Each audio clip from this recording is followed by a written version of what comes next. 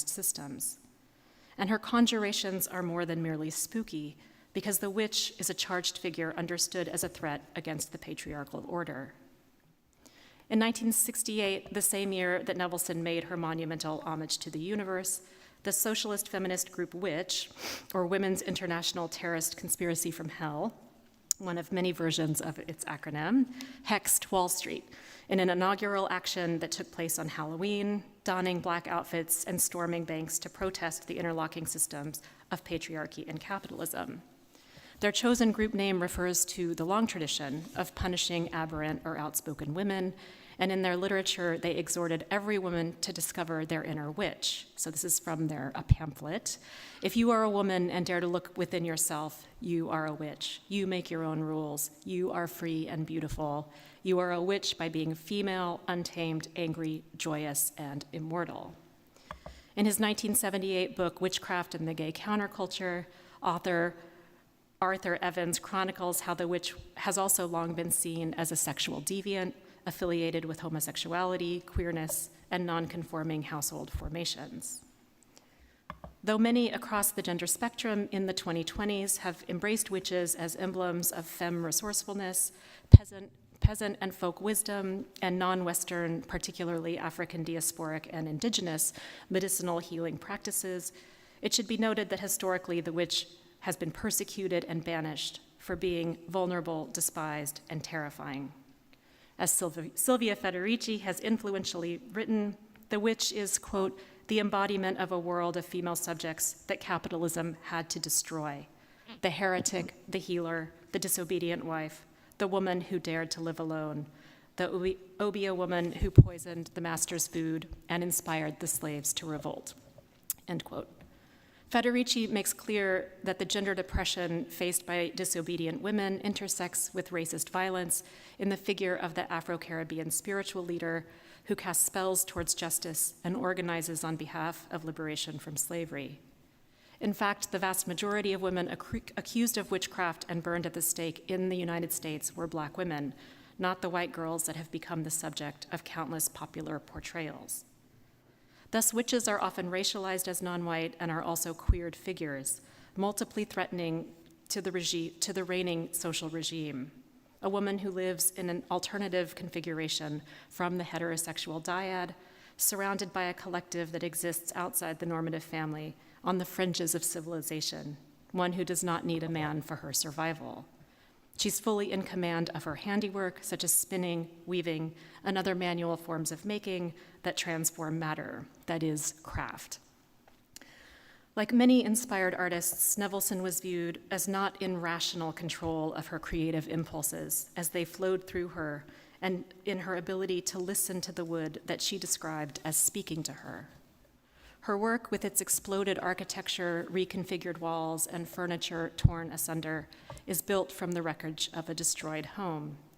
Italian feminist critic and activist Carla Lonzi equated Nevelson's art with exorcism, the purging of evil or demonic forces, bringing another dimension to the fact that the artist is concerned with possession, or that is, how ostensibly inert belongings, property, or things can possess their own lives.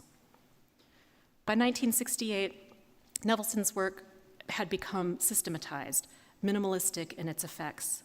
She started having her parts custom sawed because the embellished, turned elements she so admired were no longer piling up in gutters. She deployed precise cut wood parts matter-of-factly as another tool in her arsenal, though the visual effects of such sculpture are different from her earlier pieces, more machinic and controlled, factory precise. As her financial means increased, she embraced newer materials such as acrylic, working with industrial procedures and relinquishing hands-on making to have others create her gridded sculptures and black plexiglass pieces that look distinctly more engineered than her raw-edged wood. With changes in manufacturing and the artist's use of new materials in the late 1960s in mind, I underscore the incessant descriptors of Nevelson as a witch. Federici notes that historically, suspicions toward and prejudice against practitioners of magic, that is, witch hunts, erupt at moments of political and economic transition, especially around shifting formations of labor. and again this is Federici, magic was an obstacle to the rationalization of the work process and a threat to the establishment of the principle of individual responsibility. Above all, magic seemed a form of a refusal of work, of insubordination, end quote. And the witch, with her cunning crafts, encapsulates this insubordination. Federici continues, the world had to be disenchanted in order to be dominated. I think it is no accident that the eruption of discourse naming Nevelson as a witch happened during this global reorganization into what is generally called late capitalism, a labor transition that her sculpture itself chronicles, with its wooden elements that over time become less handworked and more factory fabricated. Much of the enchantment attributed to Nevelson's sculpture was tied to the memories that the wood held of past modes of handicrafted making. One review notes that the traces of human use, weather, and forgotten craftsmanship exert their magic in her work. In homage to the universe, the grain peeks through scuffed paint, a reminder that wood is a substance that expands and contracts with temperature and humidity fluctuations, even when far removed from the forest.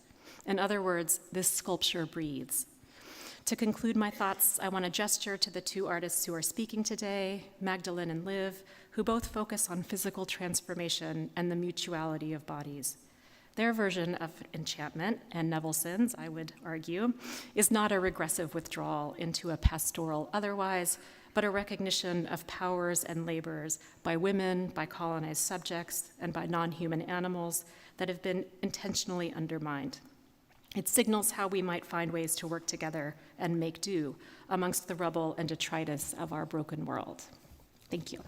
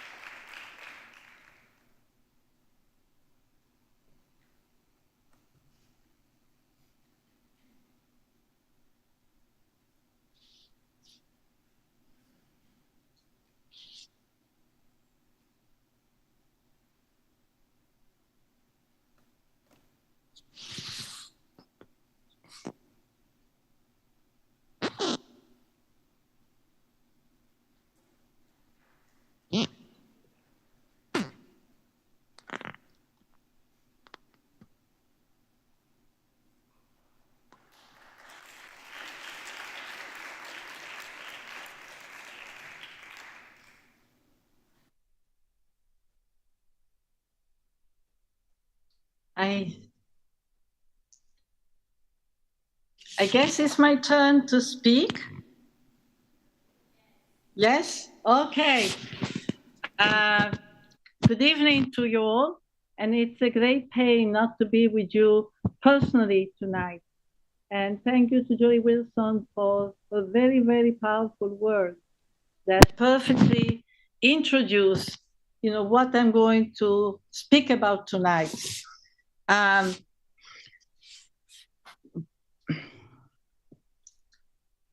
The question of the enchanting the world. The question of the enchanting the world is really to be in the context of the situation that we are living in today. As Julie has powerfully stated it, we are living in a world that in a way guarantees our reproduction, guarantees our life, and has destroyed truly the magic of the world. Destroyed the magic of the world because it has destroyed, the sense of power, the sense of nourishment, joy, and connectedness that comes from a deep relationship with the natural world and with other people. We now are bombarded continuously by a media, by a propaganda that instills fear in us of others, that tell us that we have to concentrate on our own life because other people are continuously posing a danger to our survival, and which we are witnessing every day the destruction of the most fundamental condition of our existence, the lands, the seas, both poisoned, both turning into commercial items. The forest, we're witnessing the pain of seeing our forests going on fire. And very much connected with that, the expulsion of millions of people from their ancestral home to become migrants, to become refugees. You know, we are becoming a population of people who live in refugee camps. So it is very clear that after 500 years of documentation concerning the principle, the logic of the capitalist system, and the experience of today, that we need a systemic change. We need a profound, we cannot speak of re-enchanting the world, of regaining our connectedness with nature and with other people and with ourselves, because we are increasingly alienated from our own body. We are increasingly distant from our own life. We cannot regain that connection without and that enchantment, without a profound systemic change. And we have to think today very systematically, because there's almost very little time for it. I'm going to, try to touch on some of the transformation that we need to engage in to, in fact, procure that systemic change, and with it a new relationship with the world and with our lives. I apologize for all the noises. I keep hearing noises from my computer. This technology is continuously now interfering in our life, even though it enables me to connect with you. Right? So what are some of the principles? What are some of the steps, the project, the struggle in which we need to engage in order to enchant the world? Clearly, one first step is to be able to regain the control over the most powerful decision that decide about our life. We need to regain control on the decision-making process, individually and collectively. We have been expropriated from lands, we have been expropriated from forests, but we've been expropriated also from some of the most basic resources that we need for our sustenance. But first and foremost, we've been expropriated of the capacity to make decisions on issues, on questions that are fundamental for our existence. This we need to change. We also need to reclaim, the wealth, the social wealth and the natural wealth, the wealth that we have produced, and which now is privatized, is monopolized by the state, is monopolized by capital, and we need to recuperate, because we cannot control our life unless we also control the material condition of our existence. I often say that it's important to change our subjectivity, to change our identity, but fundamental to everything is to regain control over the material condition.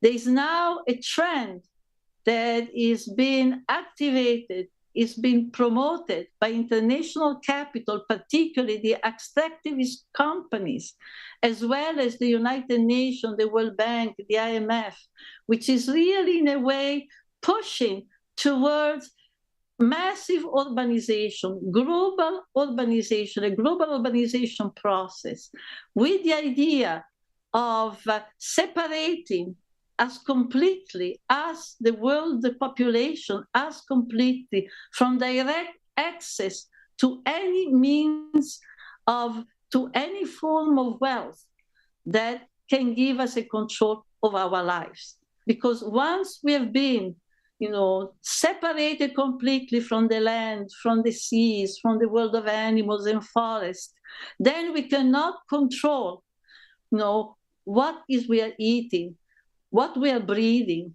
what we are drinking. Already we have seen with the COVID epidemic that we are vulnerable not only to continuous climate disaster, but we are vulnerable to global epidemics that seem to be unending.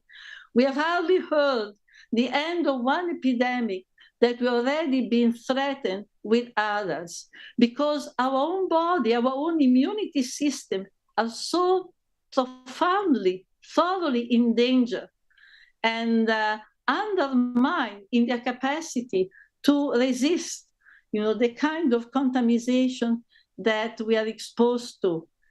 That now, for instance, many more people died of cancer and other diseases environmentally produced than they are even of COVID, even of the pandemic. So this is extremely important. Regain control over the material condition of our existence. Put an end, stop this global process of enclosure. The global process of enclosure, which did not end in the 17th century with the famous enclosure, the fenced off, the communal land, but instead, be able to regain our access as a condition also to regain a new relationship with the natural world. Equally important, becoming responsible, learning to be responsible, not only for our individual lives, but also for the life of people that are contributing to our existence and the life of people around the planet. For instance, we know and we see every day that capitalism continuously separates us, not only immediately from the land and the seas, but also from the places where what we need for our existence are produced. We go to the supermarket and we do not know what is the process that has produced the vegetable, the apples, the oranges, and other products that we are daily consuming. We don't know the condition of work, the life of the workers who have produced this product. We don't know how we are implicated, for example, in a system of exploitation of other people. We need to actually create movement, and those movements already have been in existence. Some of these movements already have grown and are existing today, but we need to understand that we have to be responsible. We cannot ignore that the condition. We cannot ignore that some of the products that we are consuming are, in a way, dripping with blood, because they are produced under extremely condition of poverty and repression. More concretely, what is that we can engage in, right? Clearly, we cannot change the capitalist system, which has amassed a tremendous wealth and a tremendous power of destruction. And of course, we see everywhere, I did not mention as a factor disenchant in our lives, right? The fact that we are surrounded by a constant, permanent state of warfare. In many countries, very open. In other countries, realized through a constant militarization of everyday life, a constant militarization, the securitization of our life, which in fact is a pervasive system of surveillance and repression. So clearly this system can only be addressed, transformed, changed through a concerted effort by many social movements, finding connectivity, finding common grounds, seeing the continuity of their struggle. And we have to participate in these social movements. At the same time, and this is part of the work that I and other women have been doing, we have also realized that what many of the limits in the struggle of this social movement and in the participation of people in this social movement are rooted in the condition of our everyday reproduction. So they're actually changing the condition of our everyday reproduction, the reproduction of our life. It's really fundamental It's a condition of existence for us even to be able to struggle, right? So that, for example, the production of more collective, more communal forms of reproductive work, right, is not something that we should pose as an objective to be reached, as something to aspire to, but we have to pose it as something that we need to realize on a day-to-day basis as a condition for us to be able to continue in our effort to change the world, as a condition for our effort to even to be able to participate in movements that do not simply rise and collapse, but actually can grow and create the kind of wave that has a transformative power. And I look at the effort that many women are making today across the world.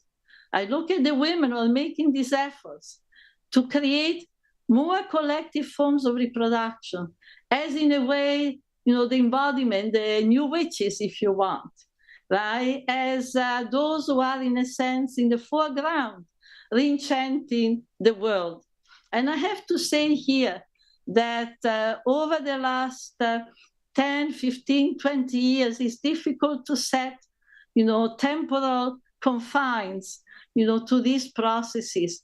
What we have witnessed has been a process of indigenization of the feminist movement, indigenization of the feminist movement internationally, indigenization because the feminist movement, has gone beyond not only the struggle of a domestic work or the struggle for having access to extra domestic work, the struggle for the decriminalization of sex work, and even ecofeminism, and as, in fact, in a way, embraced, many of the objectives and the cosmovision of many indigenous group, indigenous population, and particularly the women, living, thriving, fighting within them. And by indigenization of the feminist movement, I point to the fact that today we have feminist movement that not only are struggling around reproductive work in the home or outside the home, but are also struggling, to extend, our notion of care work, reproduction to the natural environment, and see that the care for nature, the care for the land, the care for the forest, is on a continuum, with the work that we do in the home, the work for the reproduction of family, children, communities. And also from the indigenous world, the concept of community, the concept of the commons has become very, very, very important in feminist politics of our time. And again, it's not only an abstract concept, but is a practice that it's engaged in, particularly by women who have lost other possibility, who have been expelled, for example, from rural areas, who have been forced to urbanize, who have confronted a deep existential crisis, a deep crisis of survival, and in a way have had to invent new forms of community. In a way have had to recognize that the alternative to defeat, the alternative to complete misery, it was in fact to recreate a new position, a new environment, for example, in the periphery of urban town to which they were exiled, to which they were forced to migrate, to reconstruct into these areas new forms of commons, new communal forms of social relation and organization. And this has been especially prominent in Latin America, in Africa, in all areas where the advance of capitalist relation in the starting with the late 70s into the present has had most devastating condition, right? The process of land privatization, government giving to foreign companies, extractivist companies, petroleum, mining companies, the right to take over large tracts of land, agribusiness. Land has become more and more scarce, and with the scarcity have come massive exoduses, biblical exoduses towards the cities. But what we have seen has been that in the city, a new world has begun to grow. And this is a world of collective reproductive work. It's a work of creating new communities where the isolation, the separation, the fragmentation, which has been historically characteristic of reproduction in capitalist society, is being overcome. Where, for example, we have collective kitchen, women and men working collectively together, producing dozens and dozens of meals, and at the same time cooking only once a week, while others take responsibility for the community at other times, creating collective gardens, and engage in a whole process of forced deprivatization of public land, public urban land, in the sense of takeover of urban land not used for urban farming.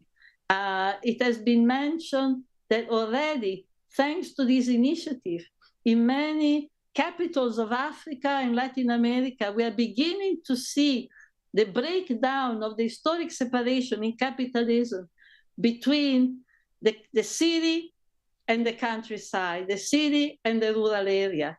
So the urban farming, so that not to have to depend on the market, to gain some degree, some measure of autonomy, and at the same time to continue or to regain that direct contact with nature, that magic that comes from seeing things to grow, from seeing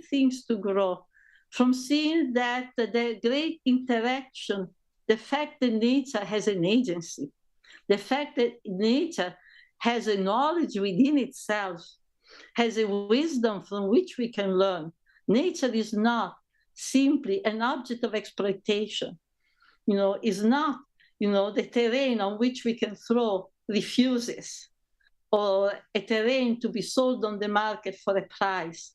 But the nature is a whole living organism. The 16th century, the people of the 16th century Renaissance movement, well understood that.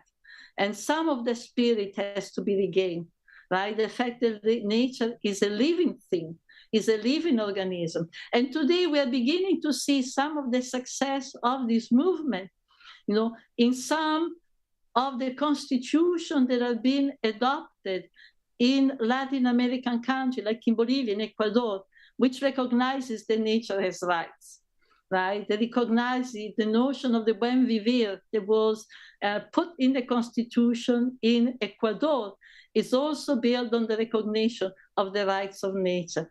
Nature not to be exploited, but in fact to be recognized as something living that we have to be responsible for, because part of the project of reconstructive collective work of reproduction is also the recognition that we have to be responsible, for the wealth that we use, that we produce, and the natural wealth, so that according as in the wisdom of indigenous population of the Americas, we leave behind, what we find, the natural world we find for the next 7 generations. And what is being produced today by the new witches is not only what is being organized, not only collective kitchen and urban garden, but also what we can call commons of knowledge. Commons of knowledge is a great effort that is taking place through many feminist popular movements and women's community. And women I intend in the broadest sense of the word, including all of those who recognize themselves, in certain conception, in certain cultural value, in certain types of struggle. Commons of knowledge, for instance, regaining, recuperating, traditional knowledge about reproduction, procreation, our bodies, traditional remedies, for example, knowledge about plants, the whole system of healing, a whole system of healing that modern medicine has erased, and yet had a lot of power, had a lot of power within it, had a lot of possibilities. And also, we see throughout Latin America, women engaging in the production of seeds banks, to protect the genetic material. They protect our food because so as to not be dependent on genetically modified agriculture, genetically modified seeds. Also knowledge, about those who have come, before us. Knowledge about the history of past struggle, the history of those who have preceded us in the struggle against this system and now are no longer with us, but whose demands, and whose destiny still has to be present with us, whose claim for justice still have to be realized. And we need to not allow their memory to be lost, because we need to give voice to it. So re-enchanting the world is reconnecting ourselves, is to see, the continuity of our life with the life of nature, the life of animals, the life of other people, to see that we are in a continuum. We are not isolated items. We are not islands separated from each other, self-enclosed, but we are interconnected. But that continuity also has to be extended to those who died, has to be extended to those who have come before us, but whose struggle we continue, whose eyes we have to be. We have to be now their eyes, we have to be their voice, we have to be their struggle. And the continuity, the revival of the memory has to be a fundamental element of what we do. I think that if we engage into these processes, if we follow, in a way, embrace the logic that it's built into, this project, I think that we can begin actually to, recreate a world that can still be magical for us. Thank you very much.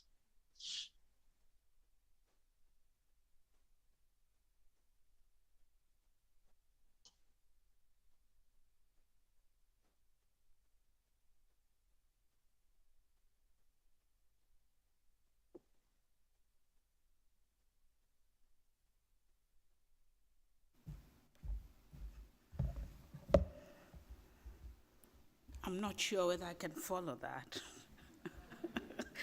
I'll start off by thanking everyone. I probably won't remember names, but particularly Cecilia for inviting me to be part of the 59th biennial. And it's been a wonderful journey and privilege for me from the time I got the telephone call, and because of COVID, we had to meet through Zoom, but also to Manuela and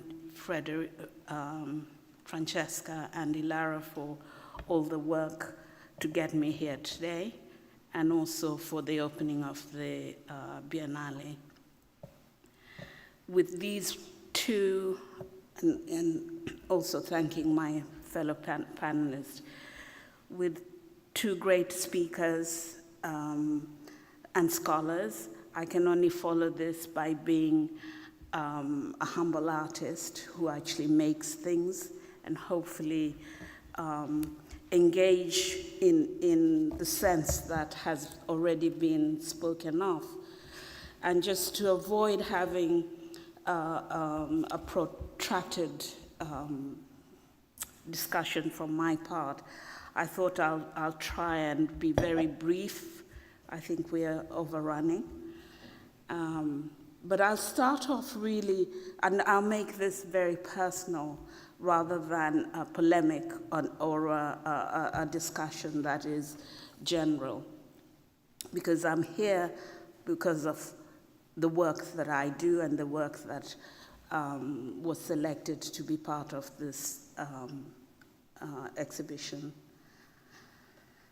I grew up in Kenya, and I'm going to touch on historical precedents because, you know, my work is really very much engaged and based on my background, but also my historical background that involves not just myself, but the environment that I dwell in, live in, exhibit in. But I think what really has informed me particularly has been the fact that I was brought up and grew up in a colonial Kenya, where almost at the age of 8-10, I realized that there was this social and, as Silvia mentioned, this sort of drive that was very intensively toxic in terms of how it related to my own people, how I was informed by what was going around me. And what was going around me was a colonial rounding up of people and categorizing people within a racial background, but also an intensively despotic kind of rule that we found ourselves in. Found myself living in a kind of duality that informed my perception of who I was. The visual interpretation of self and where I came from, and the adjustments that I have to make from home to school and school to home were always defined by this colonial, I wanted to say heritage, but it's de-inheriting of one's own culture and one's self. For me, the remembering of the bodies that were constantly being rounded up, but also that were inhabiting my own home, where my parents, particularly my father, was engaged in a kind of whispering, a kind of hiding, a process that meant bodies were always around, but bodies were being transferred and transformed into beings that were unwilling to conform to that society. Land has been mentioned, and the fight in Kenya on the Mau Mau was all to do with land, but also to do with people being migrated and removed from wherever they were to create land for the colonialist, and particularly the British. We had the Portuguese in 14-something, but they didn't stay long. So the intense relationship between tradition, norms, and current, past, present, and future in my work is informed by all that. The juxtaposition of beliefs, the negotiating of norms and tradition, manifesting these in one's own art and therefore form. My work has an obsession towards seeking simplicity, lying inside and outside of this complex upbringing and the complex social and political world that had an involvement of inequality.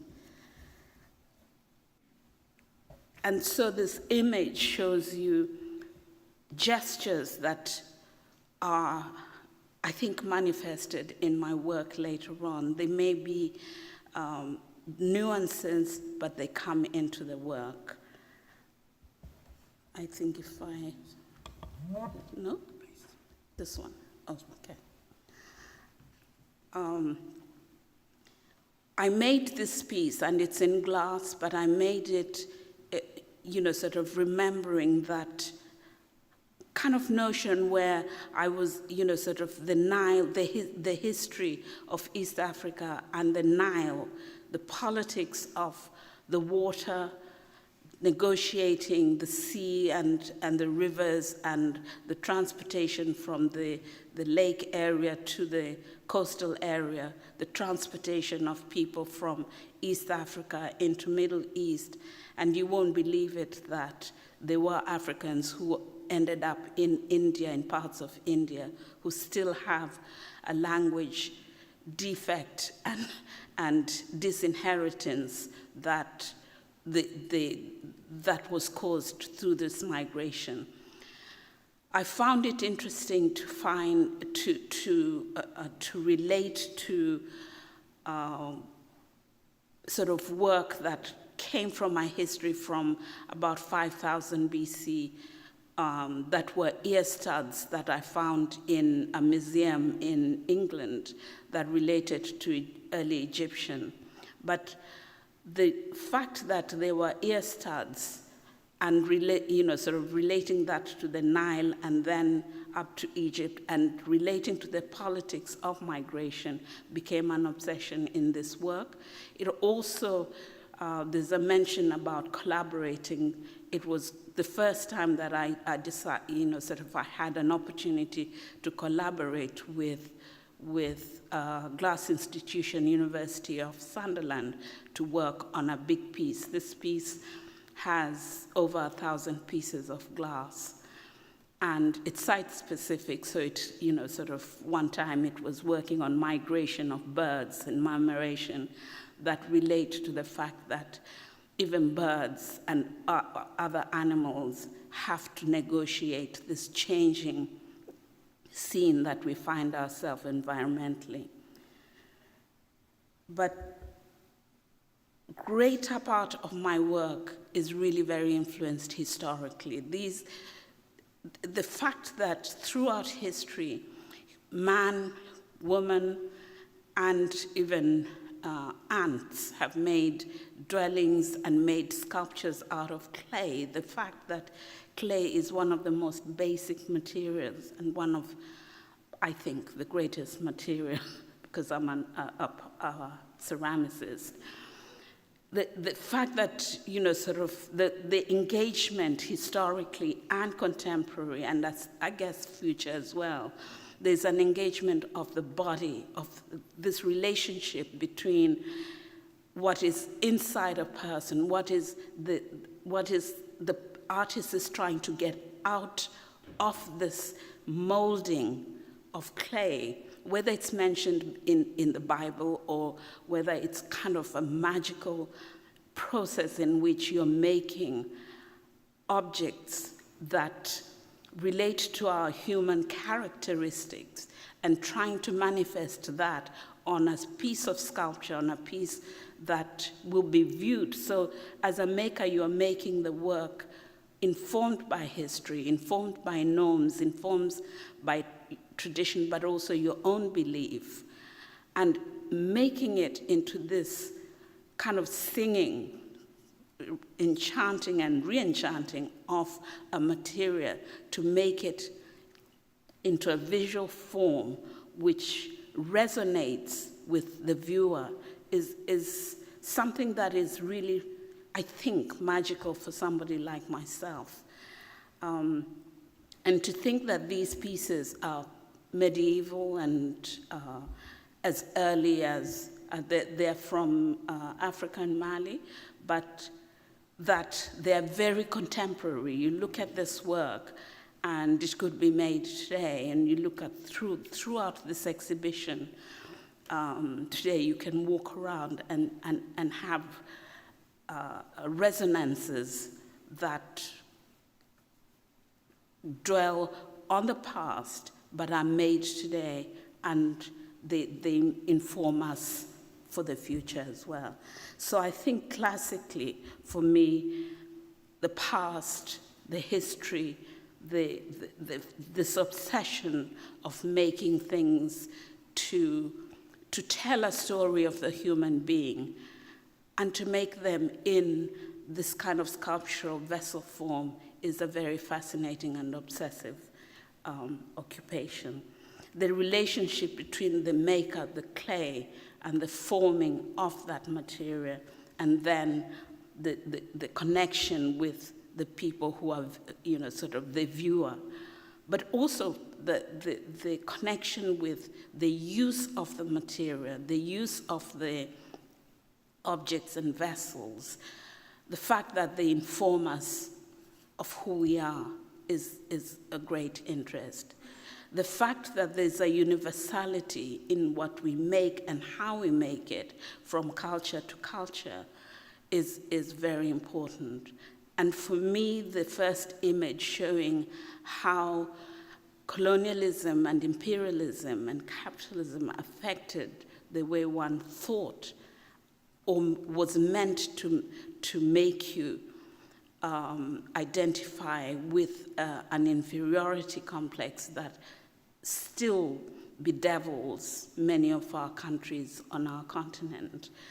And trying to negotiate, trying to get out of that is almost like an animal instinct, and it is very animalistic to think that you want to get out of that through making work. So here you have these two pieces that are very traditionally classical African, but they actually also say as much later on in my own work, where I'm trying to play with the body, but also with a person, but containing that within my own work. And just so that I don't take up a lot of work, I'm just going to go through some of my work and hope that the discussion would lead to how and where and what. But I'm mindful of the time as well. So it's, sort of the detailing and the external manifestation of the work is intended for me to actually bring out the inside onto the outside, very much like the walls that we build to live in, very architectural, but we embellish whatever we want on the outside. In the end, the inside is really the most important thing that is within the containers, within the vessels, within the architecture that we build, because the safety of ourselves is informed by that inside that's within us, but the outside is very important. So having this wall barrier, which is enabled through ceramics, is very important. The other thing that really informs the work is my obsession of the living and the dead. I mentioned faith earlier. I mentioned beliefs and norms. And growing up in those colonial days, that duality, that confusion, that notion of having to deal with so-called magical witchcraft traditions that belonged to my people, and that being perceived as being sub-cultural to Christianity and the dying on the cross, and the notion that the saints were better than the ancestral spirits was something that I had to fight with. And these two pieces are memorial pieces that I made to contain the souls and the spirit of my ancestors and their spirit. And they're actually for memorials for my dad and my mother, who both died when I was very young. And here, just juxtaposing, sort of pieces together to show how, or the dynamics of how the work will translate and work together as an exhibition. I think I'm a little bit over my 10 minutes.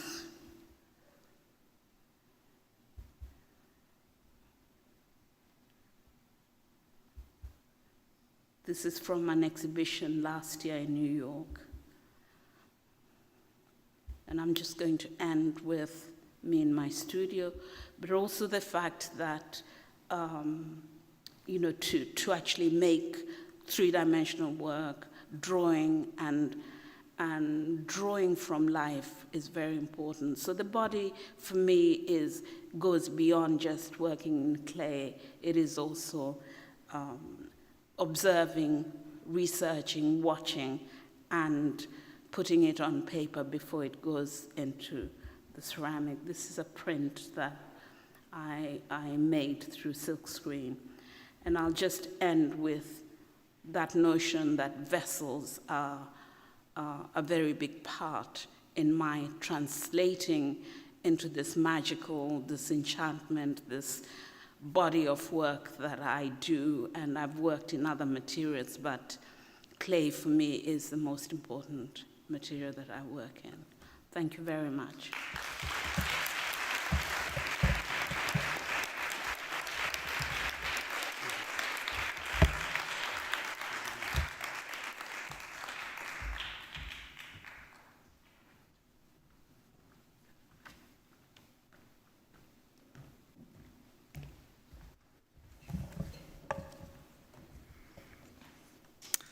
Hello, everyone.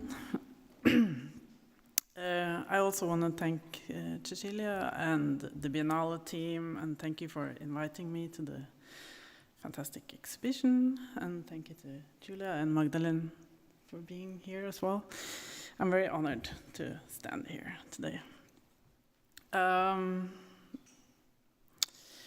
kind of need a script to kind of follow my own thoughts, and I think it's about like 15 minutes long, so you have to try to stay with me. Yes. So I'm from Norway, and in Norway and of course, like Silvia, extremely nice to see you again, wherever you are out here. Yes. In Norway, we often talk about the commons, and that we have a lot of commons as a shared natural resource, and the most common examples are the mountains or the fjords. In Norwegian, this word commons is allmenning, which means like all men-ing. A shared resource in between the land-owning men, that means from back in the day.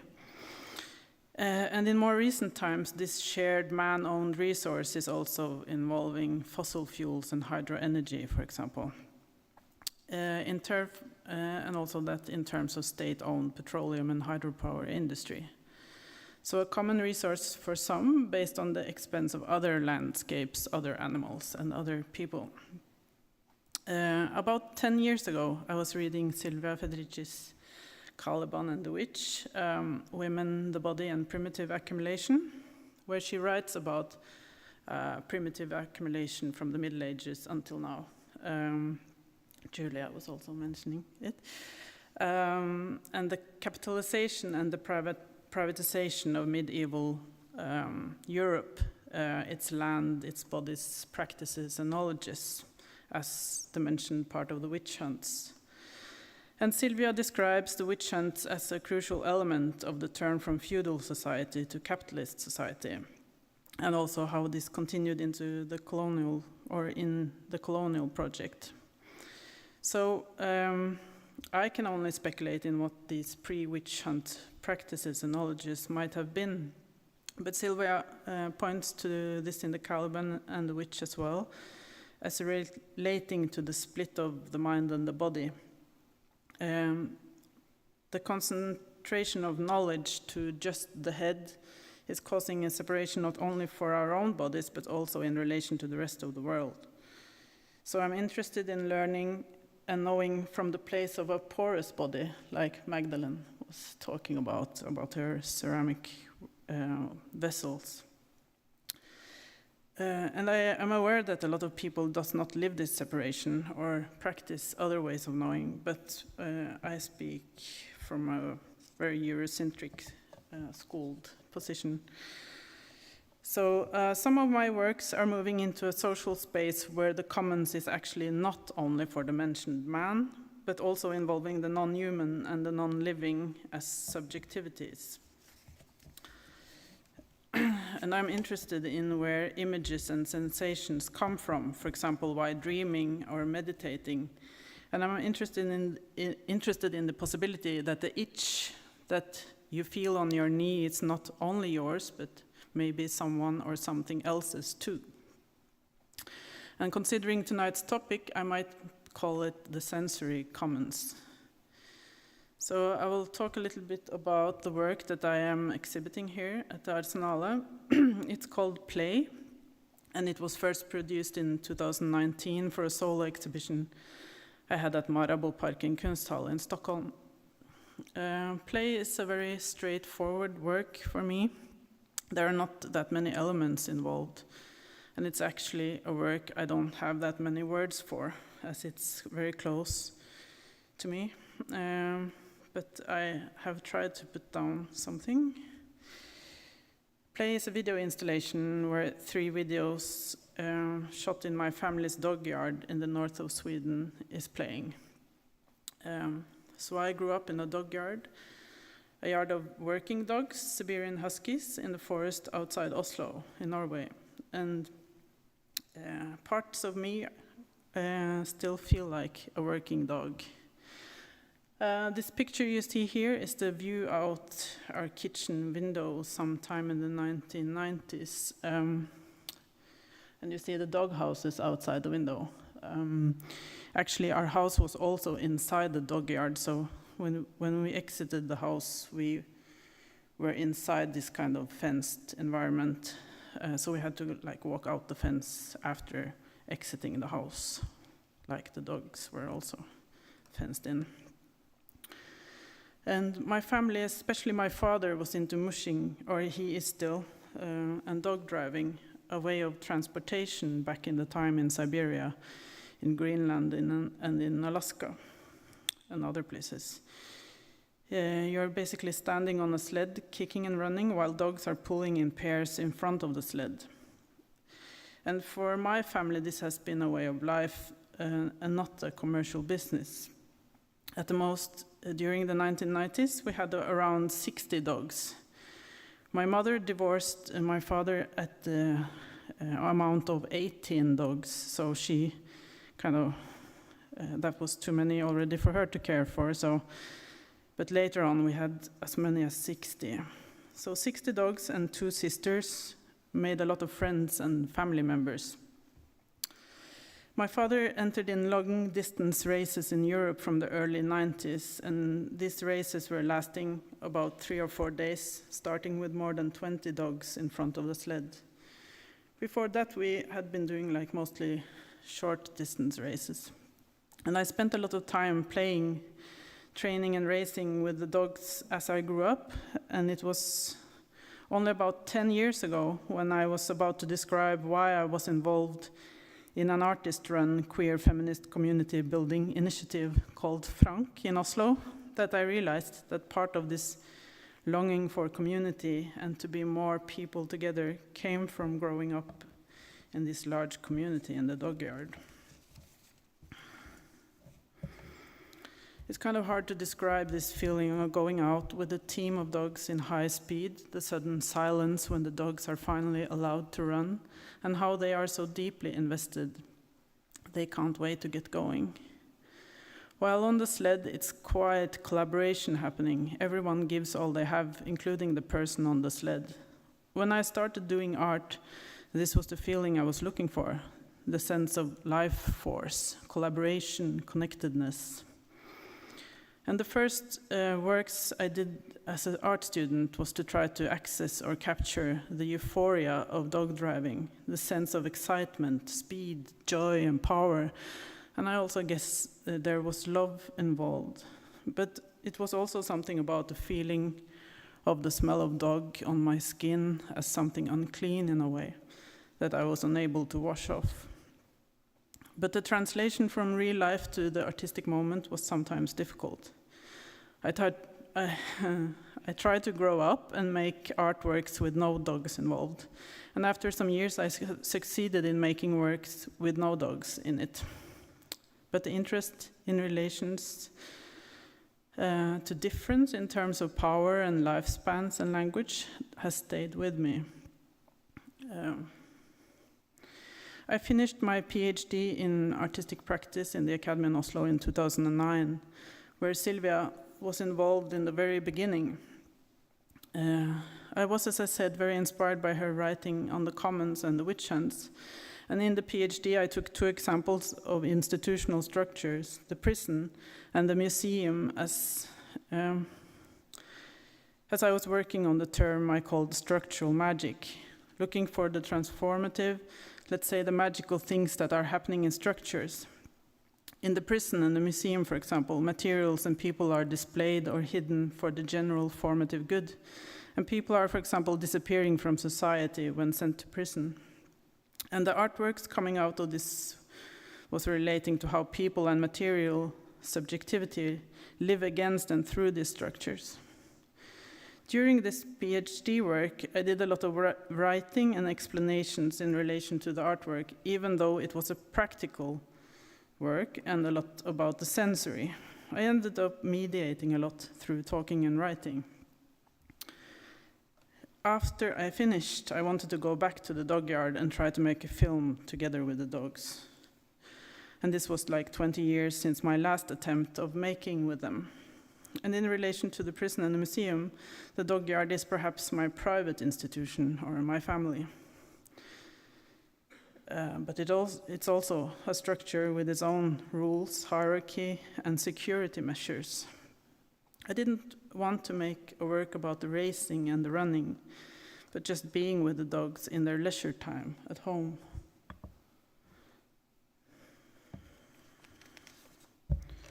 The material shown here at the Arsenal is shot on an old 16mm camera. The three projections are screening from within 4 boxes that resembles dog houses. The films are of different length, so the constellation in the room changes, both in between the images, but also how it interacts with the audience. The editing is loosely done by the dog's gaze turning the image on and off. And the work is titled Play, and is just that, the dogs playing around with each other and with me and the camera. I was interested in play as this organizing concept of the world, how the whole evolutionary idea of aggression and survival of the fittest story seemed to be a way to legitimize accumulation rather than explain the world. So fooling around, mimicking each other, playing with the landscape, sticks, dirt, me, the camera. And I was thinking how nature does this play.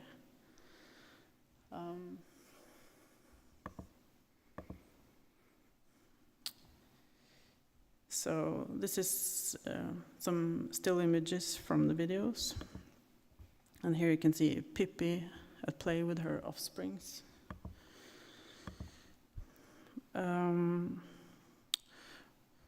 Walter Benjamin talks about the mimetic faculty as a sensory basis for language. With being with and making play with the dogs, I was interested to make both the shooting and the play itself more multidirectional. So subjects and objects and what is doing and being done with are both active and multidirectional, as it is when you are playing, as opposed to the one direction of the camera, or even the grammar of my spoken language. So play as in mimetic, as in a deep empathy of, or becoming the other, if that be a stone, a train, a star, leads me to perhaps just talk a little bit about the kind of work that play comes out from. So I have been engaged in conversations with other animal and inanimate spirits, like fossils, crude oil, sculptures, and other objects. I have practiced the method of animal communication and horse whispering, some calls it. And it's kind of one of these publicly ridiculed practices of communication that moves through the body, like dreams do. I have been practicing it in groups, and the exercise the group is going through is a group meditation before addressing the entity that we want to meet with. It could, for example, take place in a visualized landscape. The task is to listen with all parts of the body for sensations, a shift in temperature, words, images that pops to mind. For me, this is a lot about allowing the uncensored, allowing the body to relate to an inanimate subject, and to force to relate to this subject in the now. This changes the very grammar of the relation and opens for another ethical constellation.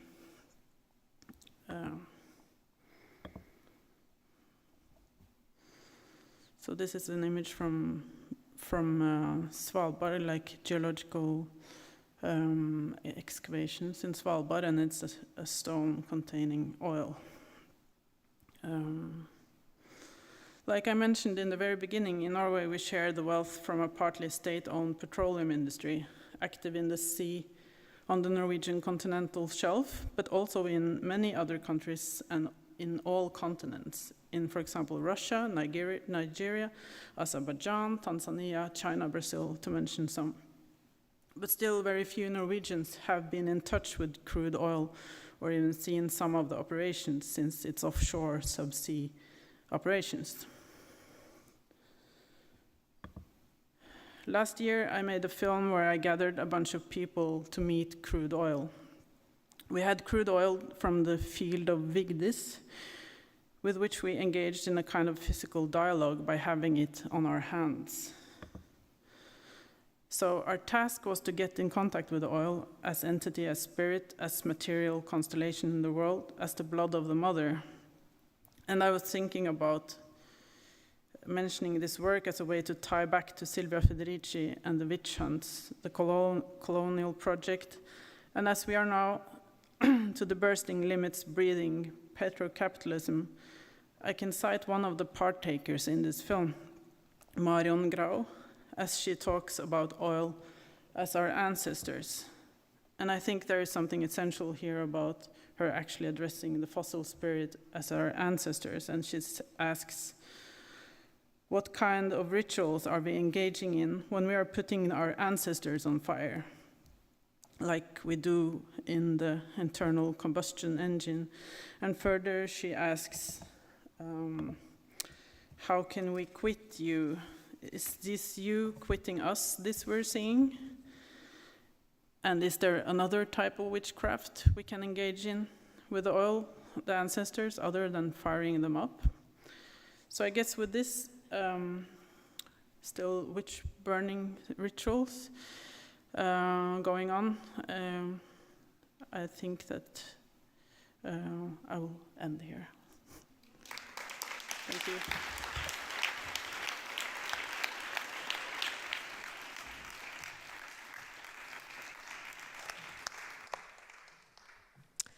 There's so many connections, both explicit and oblique, between the presentations we've had tonight, and I think I'll begin by asking a question directly first to the two artists, and Silvia, if you're still with us, I'd love to also have you chime in.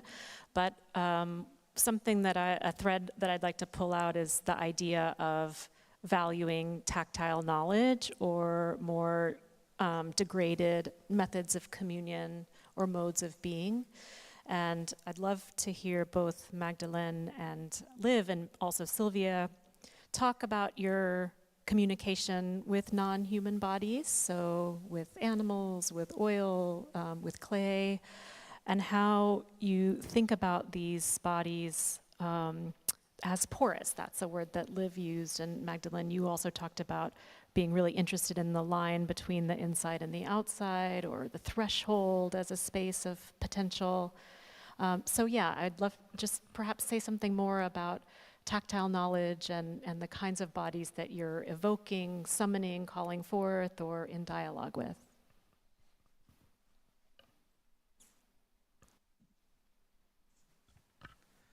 Okay,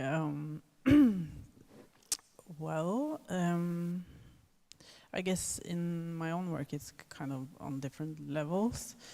And I think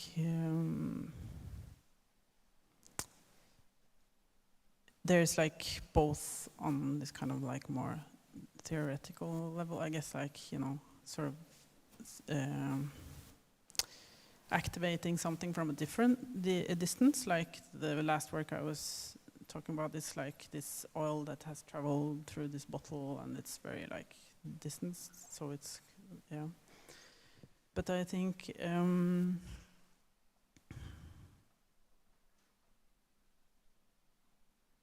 yeah, I think it's a very like special physical meeting when you're having something in your hands, for example, this oil that is really it's very, very, very fluid, so it's really like penetrating in your skin. So it's very, it felt, it's kind of hard to explain how that is happening, but it's very like, I remember I was thinking that it's actually like putting your hand into somebody's body, like that there's like this, you know, feeling of body kind of fluids, but also like, for example, in touching clay, that there's like, you know, clay is negatively loaded electrically, so there's also something happening to your body, like a earthing kind of process. So there's all, and touching dogs, it's also, or like animals, you know, it's, but I think it's like this multi-directional thing that, you know, it's, something is happening to both parts in the moment of touch. For me, the kind of magical aspect of the tacit knowledge that you gain from the earth, which is such a precious and valued aspect of our lives. We trample the clay, we use it sometimes without respect, but it is the most noble material that, yes, contains minerals and contains the oil that we extract from. But we've got to the stage where, unlike an example that I often use, the animal world, for instance, the elephants that I observe with wonder coming from Kenya, where,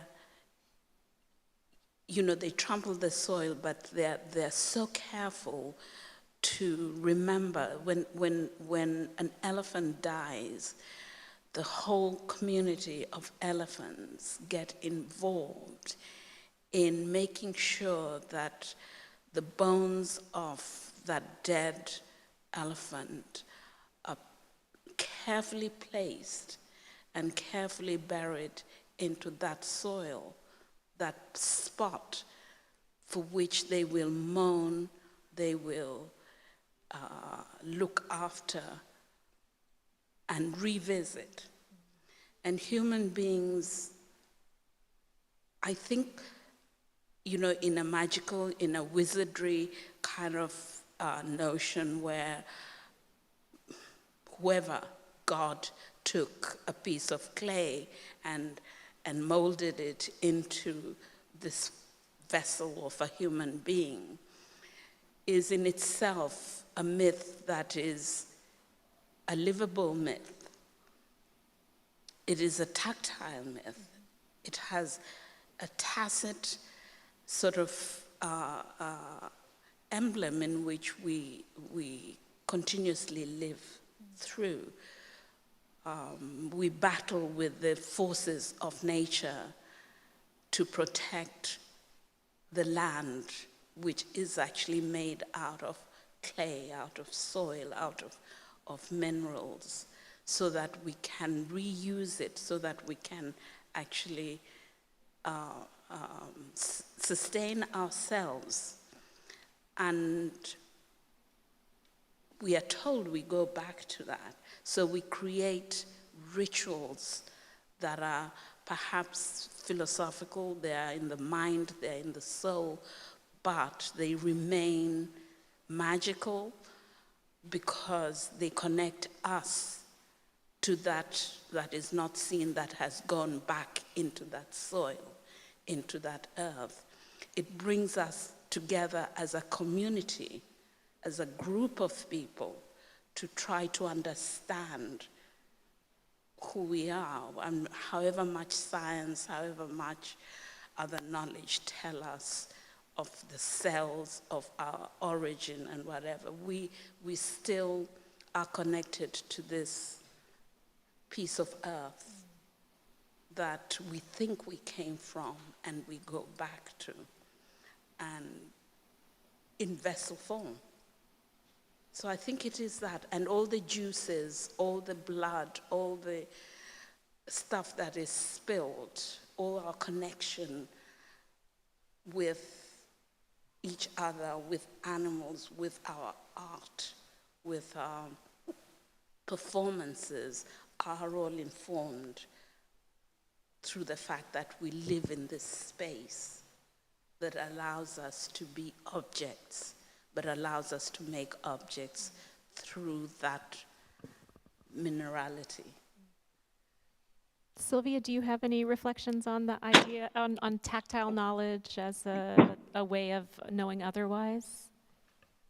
First of all, I want to thank Magdalene and Liv for this very, very powerful movie. I'm very moved by their words. And I'm also very happy to be in touch with Liv again. I never forgot. I want to say, Liv, it's so great. It's part of the magic of tonight for me to be with you again, because I never forgot the time we spent together. And the book you gave me, I still have your book. I know where it is in the book that you gave me of your writing. And about what you both said, I feel very deeply about it. I don't know if I can speak about the tactile. I can say but first of all, I was thinking about the oil, I mean, I was thinking, we have come to hate oil. We have come to think of oil as a deadly thing, because we look at oil, and the oil that capitalism has manufactured. Oil has turned, and it's so symbolic of so much of what capitalism has been doing, because it has turned something. I was very moved. Oil as the blood of the earth. You know, this brings us back to a very old conception that was very dominant in the Middle Ages, in which minerals were seen as basically the product of Mother Earth. They were like organ, they were product, gestational, but they were not commodities, but they were in fact seen as issuing from the body of the Mother Earth. Nature has been a mothering figure. right? And we can say, we can all be critical of that conception and what it has meant for women, but there was an idea of something alive, And so, you know, the oil, fluids, fuel, these were fluids of Mother Earth understood as a living body, And with capitalism, that living body, that blood of the earth, which is also oil, not only waters, but oil, has been turned into an enemy, something that we fear, something that is giving cancer, something that is giving death. And this is what gives us a perspective on what the society is, that actually turns things that originally gave us life into something that gave us death. And also, and this is symbolic of all our relationship to the natural world. Nature is something to be dominated. Nature is something to be parceled out, to be sold, to be put a price on, to be put a price tag on. It's something, you know, and we have we take pictures, but it's always dead.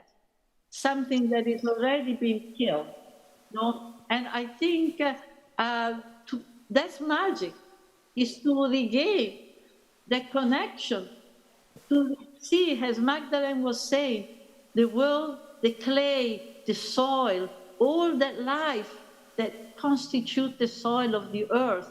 When we take it, the smell, the touch, you know, the many little things that we discover within it, you know, is to regain an understanding of how rich, you know, and nutritional and generative, you know, is the earth, and how connected we are.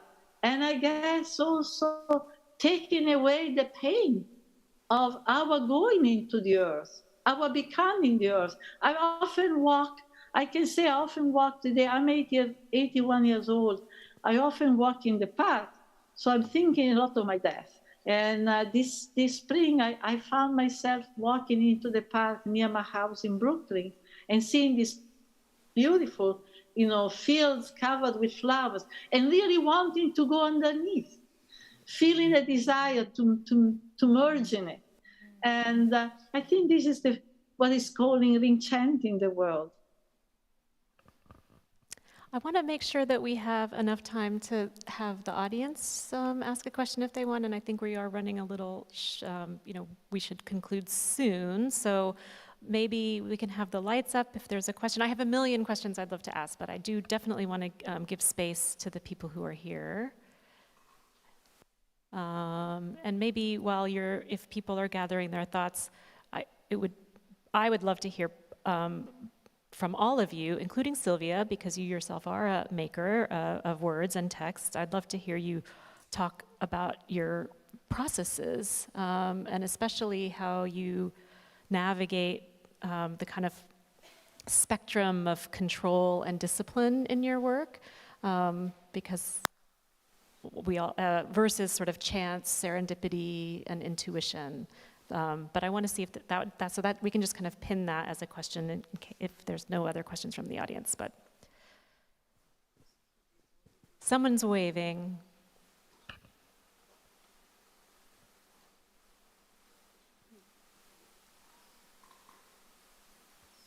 No?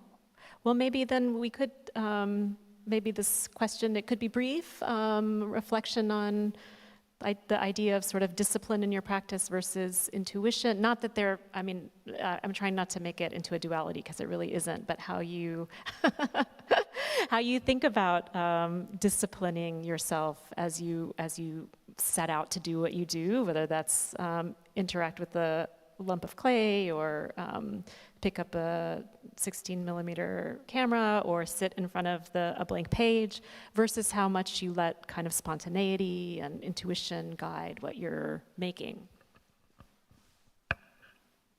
For me, what I think the disciplined aspect of my work probably comes from the fact that I taught for nearly 40 years and the discipline of going in and working with other people and hoping that whatever day that I'm engaged with that community, I was the one who was gaining. Yeah. Yeah, and the fact that, you know, sort of I was being nourished, whatever I thought I was resolving with a student, I went back and found that I was resolving that making in my own work. So that discipline and practice of trying to research material, trying to understand, to observe before I went into the class.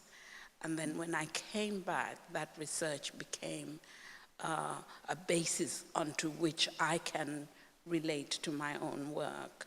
So the process then goes into the, of course, went into the learning of what the material was. I spent I spent 3 years at the Royal College of Art, and the first 2 years were basically just trying to understand what clay was and what it was, what constituted a material that made the clay that I actually could make work with, that said something about myself, because it is earth, but you process it to actually become a material that you can manipulate, to actually create with, and for it to understand you, but you to understand yourself. And then learning the processes of making that enable you to actually think with your hands, with your soul, with your mind, and your eyes, is another discipline that you have to kind of create for yourself within the studio environment. But what I think was has been important for me too is that what Sylvie talks about, the community, that notion that when you're going out, the movement that I try to arrest and capture in my work is related to observing the dynamics of people with each other, whether they're standing, whether there's gesture that they're making, or plants, the world of plants, the world of dance, ballet, and acrobatics, and even chanting and singing, the world of imagination. And hopefully that when, you know, sort of in that process, the objects that are then seen in relation to each other enchant the world or amaze in that sense, because the time gap that you take to actually produce a piece of work is not easy to measure. But the time you spend outside observing, feeling the wind, looking at people, and sitting at train stations and watching a pregnant woman trying to negotiate steps to get up on a, you know, to catch a train, those are the moments that are process, that you can't explain in the work. And what was interesting is when I came here for the installation, just watching and speaking to other people, particularly my friend who's literally next to me with the, you know, from South America, and she couldn't speak English, but we were able to understand each other. Those gestures, those moments are process, and we forget that, if that makes sense. Yeah. Well, I guess I spent a lot of time like sort of on learning my education and then trying to not have, you know, like an idea of what I'm setting out for, because a lot of this, what I'm interested in is, you know, is happening in between. In the meeting of people or you know, like entities, materials, and so on. So I think a lot of my process is kind of facilitating this kind of settings where things happen. And I don't feel that I'm very disciplined in a way, because I think a lot of my process is happening as I do other things, like I'm teaching and having a child and walking the dog and all these things, but that I'm actually working a lot while doing other things. So it's a lot unconscious work, I would say. But I was thinking of something. Yeah, I think it's a lot about, for me, this making this kind of situations possible, that it's like that you can imagine something that I would not imagine in my normal life, or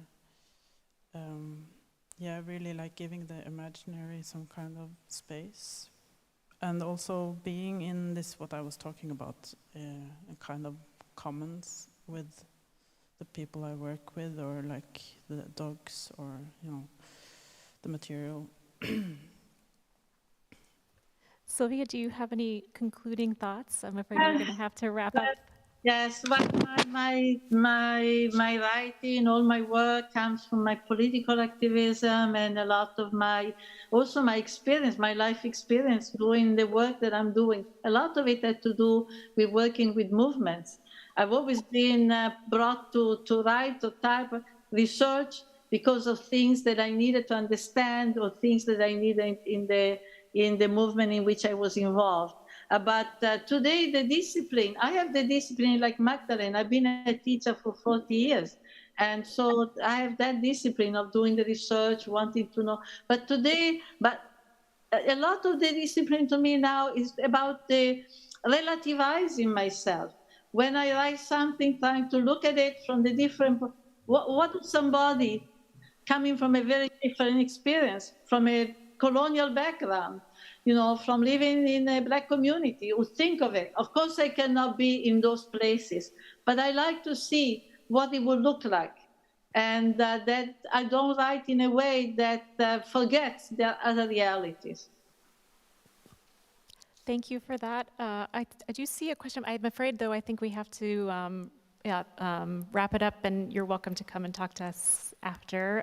Thank you all again for your co-presence this evening, and thanks to Silvia and Magdalene and Liv.